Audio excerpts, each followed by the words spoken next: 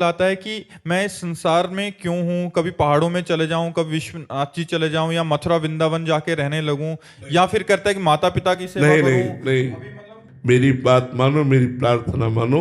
आपको जो भगवान ने कर्तव्य कर्म दिया है, आप एक पायलट हैं।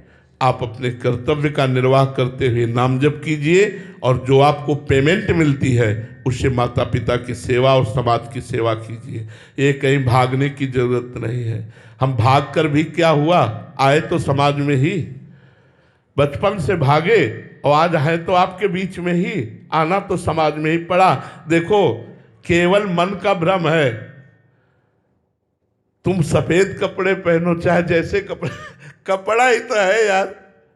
मन नहीं बदला तो कपड़ा बदलने से भगवान की प्राप्ति हो जाती है क्या? ए अगर उद्देश्य नहीं बदला तो देश बदलने से भगवान की प्राप्ति हो जाती है क्या? हम ये सब करके तुम्हें बता रहे हैं, कहीं भागने की जरूरत नहीं। हाँ, जब रिटायर होना और माता पिता सबकी सेवा से निवृत्त हो जाना और आपके पास पैसा हो तो वृंदावन वास कर लेना, इसकी सलाह देता हूं। लेकिन अभी आप अपने कर्तव्य पर रहिए, आप अपनी ड्यूटी निर्वाह कीजिए। उससे जो आपको धर्म पूर्वक धन मिलता है, अपने माता पिता परिवार की सेवा कीजिए और मंगल में भगवान की शरण में रहकर नाम जप कीजिए। मेरी सलाह ये है, कहीं भागने की जरूरत नहीं। कहाँ जाओगे भाग के? हमें बताओ जहां माया ना हो। ये वृंदावन प्रिया प्रीतम का महल है, यहां साक्षात काम क्रोध कमांडो बन करके खड़े हैं। मार के गिरा दिए जाओगे, थोड़ी भी चूक हो जाएगी।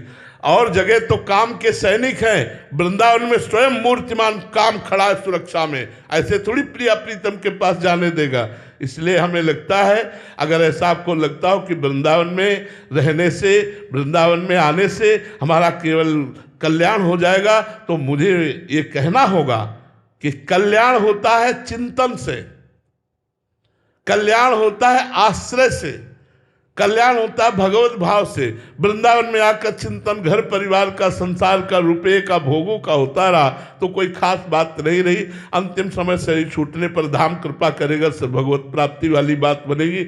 लेकिन अगर तुम संसार में रहकर अपने कर्तव्य का पालन करते हुए नाम जप करोगे तो निश्चित भगवत प्राप्ति हो जाएगी। अगर यहाँ अंतिम समय तुम्हारा और चिंतन हुआ तो यहाँ भी